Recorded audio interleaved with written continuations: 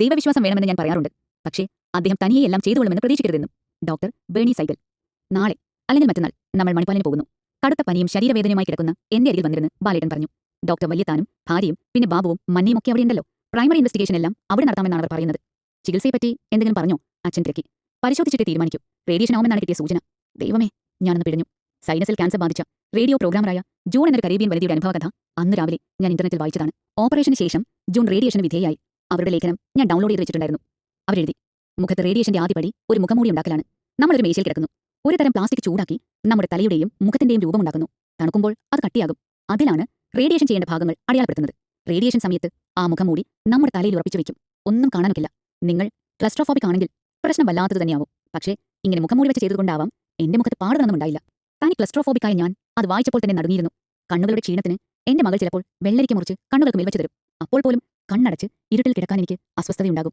ഞാൻ എല്ലാ ദിവസവും കട്ടിയുള്ള മുഖംമൂടി വെച്ച് അനങ്ങാതെ ഒരു മേശമേൽ കിടക്കുക. പിന്നെ റേഡിയേഷന്റെ പാർശ്വഫലങ്ങൾ അനുഭവിക്കുക. ദൈവമേ, റേഡിയേഷൻ ആകരുതേ, ഞാൻ പ്രാർത്ഥിച്ചു. കെമോതെറാപ്പി തരൂ, ഞാൻ സഹിച്ചുകൊള്ളാം. റേഡിയേഷൻ മണിപ്പാലിൽ ചെയ്യാനാണോ? അച്ഛൻ ചോദിക്കുകയാണ്. ബോംബെയിലും ഡൽഹിയിലുമൊക്കെ ലേറ്റസ്റ്റ് മെഷീൻ വന്നിട്ടുണ്ടെന്ന് അറിയുന്നു. പാർശ്വഫലങ്ങൾ വളരെ കുറവാണത്രേ. അവിടെ ചെന്നിട്ട് ഡോക്ടർ വല്യത്താനുമായി ആലോചിച്ച് വേണ്ടത് ചെയ്യാം. ഇവിടെ അല്ലെങ്കിൽ അമേരിക്കയിലോ മറ്റോ. നമ്മൾ പോയാൽ ഇവിടെ ആരാണ്? ഞാൻ ചോദിച്ചു. അച്ഛൻ, അമ്മ, പ്രിയ, ജിത്തു, ഇവരൊക്കെ ആര് നോക്കും? അതല്ല ഇപ്പോൾ പ്രധാനം, ബാലേട്ടൻ പറഞ്ഞു. നീ ഞങ്ങളെ ഓർത്ത് വിഷമിക്കണ്ട. അമ്മ എന്റെ ചൂടുള്ള നെറ്റിയിൽ തലോടി. എന്തൊരു തണുപ്പാണ് ആ സ്പർശത്തിന്.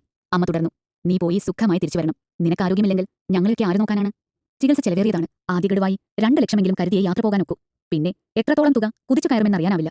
ആരും അറിയാതെ എന്റെ മകനെ അയച്ച് അച്ഛൻ ബാങ്കിൽ നിന്ന് ഒരു വലിയ തുകയെടുത്ത് ബാലേട്ടനെ ഏൽപ്പിച്ചു. വേണ്ടെന്ന് പറഞ്ഞെങ്കിലും അച്ഛൻ കേട്ടില്ല. മകൾ ഒപ്പിട്ട ഒരു ചെക്ക് ബാലേട്ടന്റെ കയ്യിൽ കൊടുത്തു. മണിപ്പാലിലെ HDFCയിൽ നിന്ന് അച്ഛൻ മാറിക്കോളൂ. 2 തലമുറകളുടെ കനിവേറ്റ് വാങ്ങുമ്പോൾ ഞാൻ കരഞ്ഞുപോയി. ഭാഗ്യമോ നിർഭാഗ്യമോ? ഈ സുഖക്കേടിന് പൈസ ചെലവാക്കുന്നത് വിഡിത്തമാണ്. ആളും പോകും പൈസയും പോകും എന്ന് പറഞ്ഞ ബന്ധു ഇത് കാണേണ്ടതായിരുന്നു എന്ന് ഞാൻ ഓർത്തു. അങ്ങനെ ഒരുപാട് തെറ്റിദ്ധാരണകൾ ക്യാൻസറിനെക്കുറിച്ചുണ്ട്. ആരംഭഘട്ടത്തിൽ തന്നെ കണ്ടുപിടിച്ചാൽ ചികിത്സിച്ചു മാറ്റാവുന്ന അസുഖമാണ് ക്യാൻസർ. ഒരാൾ ക്യാൻസർ രോഗിയായാൽ അയാളുടെ ശരീരം മുഴുവൻ ക്യാൻസർ ആണെന്ന് അർത്ഥമില്ല. ഏതോ ഒരു അവയവം രോഗബാധിതമാണെന്ന് മാത്രമേ ഉള്ളൂ. ഡു യു ഹാവ് ക്യാൻസർ എന്ന ചോദ്യത്തിന് രമണ മഹർഷി മറുപടി പറഞ്ഞു അത്രേ, no, only my hand has cancer. പക്ഷേ നാം ഇപ്പോഴും അയാൾക്ക് ക്യാൻസറാ, അവൾക്ക് ക്യാൻസറാ എന്ന് പൊതുവിൽ പറഞ്ഞ് രസിക്കുന്നു. ക്യാൻസർ പൂർണ്ണമായും ഭേദമാക്കാമെന്ന് വിശ്വസിക്കാനും ആൾക്കാർക്ക് മടിയാണ്. ഒരു നാൾ കള്ളൻ എന്നും കള്ളൻ എന്ന് പറയുന്നത് പോലെയാണ് ഇവിടെ ക്യാൻസർ രോഗിയുടെ അവസ്ഥ.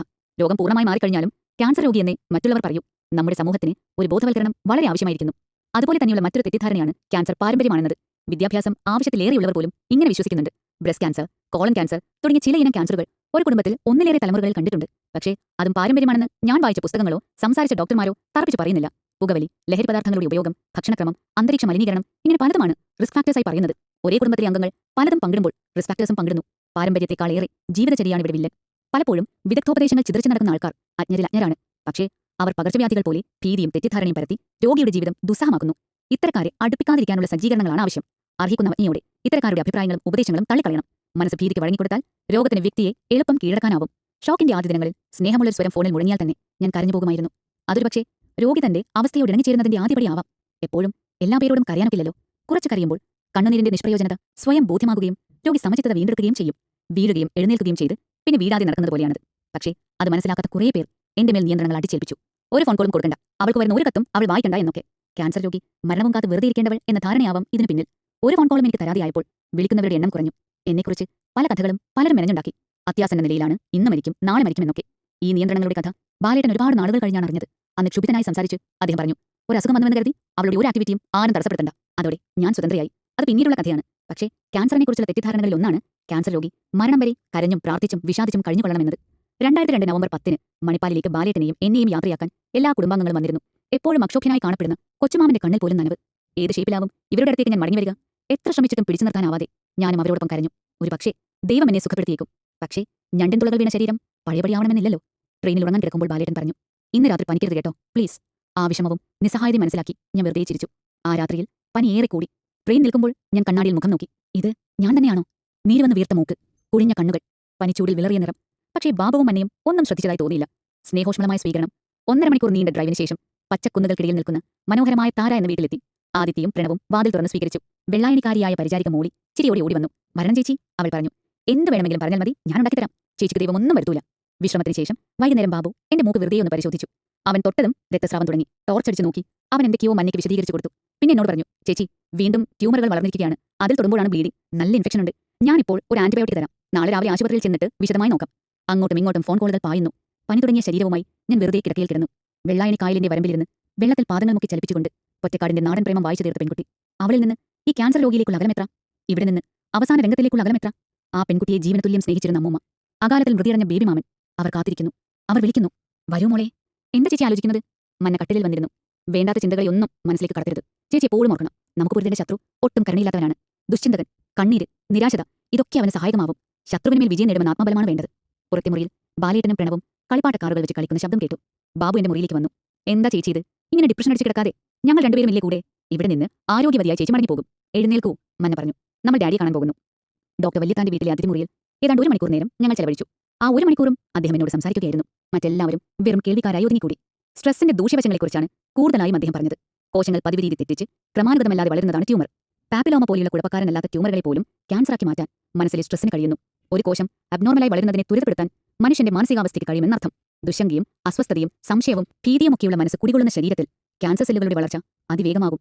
മനസ്സിന്റെ ശക്തി കൊണ്ട് ശരീരത്തെ കീഴ്പ്പെടുത്താനാവണം. മനസ്സ് കൽപ്പിക്കുന്നതിനെ ശരീരം അനുസരിക്കുന്ന സ്ഥിതിയുണ്ടായാൽ ക്യാൻസറിന്റെ നിർമ്മാർജ്ജനം എളുപ്പമായി. ചികിത്സാ മുറകളിൽ ശസ്ത്രക്രിയയുണ്ട്, കെമോതെറാപ്പിയുണ്ട്, റേഡിയേഷനുണ്ട്, സ്റ്റീറോയിഡ് ഗുളികകളുണ്ട്. പക്ഷേ പൂർണ്ണ ഫലം കിട്ടണമെങ്കിൽ കരുത്തുള്ളൊരു മനസ്സ് വേണം. ഒരു തരത്തിലും മനസ്സിനെ അസ്വസ്ഥമാകാൻ അനുവദിക്കരുത്. സംസാരം എന്റെ പ്രത്യേക പ്രശ്നത്തിലേക്കായി. മൂക്കിൽ ക്യാൻസർ വരിക അപൂർവമാണ്, പ്രത്യേകിച്ചും സ്ത്രീകളിൽ. പുകവലിക്കുകയോ പൊടിവലിക്കുകയോ ചെയ്യുന്ന പുരുഷന്മാരിൽ 60-70 വയസ്സുകളിലൊക്കെ പ്രത്യക്ഷപ്പെടുന്നതാണ് ഈ അസുഖം. പുകവലിക്കാരായി ആരും തന്നെ ഞങ്ങളുടെ കുടുംബത്തിലില്ല. ഒരു പാസീവ് സ്മോക്കർ പോലും അല്ലാത്ത എനിക്ക് പിന്നെ എങ്ങനെ ഈ രോഗം വന്നു? കാരണം ഒരുപക്ഷേ സ്ട്രെസ് ആവാം, അന്തരീക്ഷ മലിനീകരണമാവാം, നമ്മുടെ ബുദ്ധിക്ക് തൽക്കാലം വഴങ്ങാത്ത മറ്റെന്തോ ആവാം. വ്യക്തമായൊരു കോസറ്റീവ് ഏജന്റ് ഇല്ലാത്തപ്പോൾ ഒരു സാധ്യതയും തള്ളിക്കളയാനാവില്ല. ചികിത്സാ രീതികളിലേക്ക് തിരിഞ്ഞു ഞങ്ങളുടെ സംസാരം. അസുഖം ഏത് സ്റ്റേജിലെത്തി നിൽക്കുന്നുവെന്നറിഞ്ഞിട്ടേ ചികിത്സ നിശ്ചയിക്കുകയുള്ളൂ. സ്റ്റേജ് 0 മുതൽ സ്റ്റേജ് 4 വരെയുണ്ട് ക്യാൻസർ. ഏത് സ്റ്റേജിലായാലും ഏത് ചികിത്സയായാലും മനസ്സിന് ധൈര്യമുണ്ടെങ്കിലേ പൂർണ്ണ പ്രയോജനം ഉണ്ടാവുകയുള്ളൂ. ചന്ദ്രികയ്ക്ക് ഇപ്പോൾ ചെയ്യാവുന്നതൊന്നേയുള്ളൂ, ഡോക്ടർ വെല്ലുത്താൻ പറഞ്ഞു. ശരീരവും മനസ്സും ഒരുപോലെ റിലാക്സ്ഡ് ആക്കണം. എഴുത്തിൽ കാണുന്ന പ്രസാദാത്മകത ജീവിതത്തിലേക്ക് കൊണ്ടുവരണം. എന്തു വന്നാലും വിട്ടുകൊടുക്കില്ല എന്നൊരു വാശിയുണ്ടാകണം.